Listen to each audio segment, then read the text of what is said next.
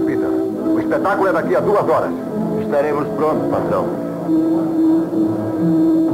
Cork, será que você e Bimbo conseguirão empurrar esse carroção mais para frente? Claro, Sr. Champion. Vamos, Bimbo.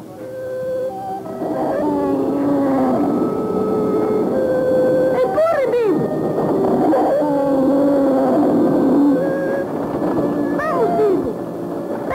Empurre forte. Olá, Cork. Como vai, Cimarrão? Leve o Bimbo.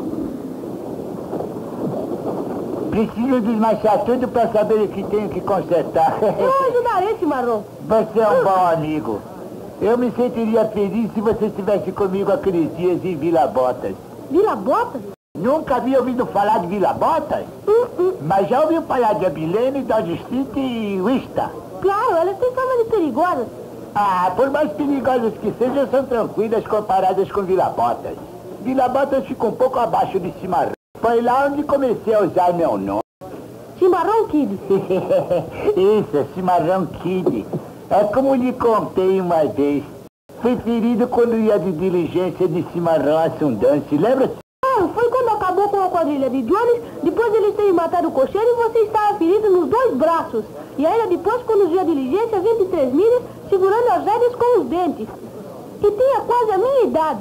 Nem tanto. É um pouco mais velho. Eu diria que 6 meses é 1 ano.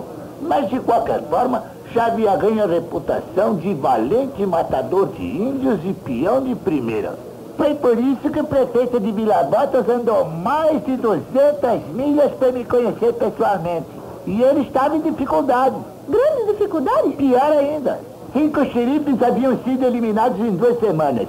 E Pecos Peters tinha dado ao próprio prefeito 24 horas para abandonar a cidade. E o que foi que o prefeito lhe pediu? Ele me disse: você, Cimarrão, peça o que quisesse por lá e acabar com os bandidos. Puxa!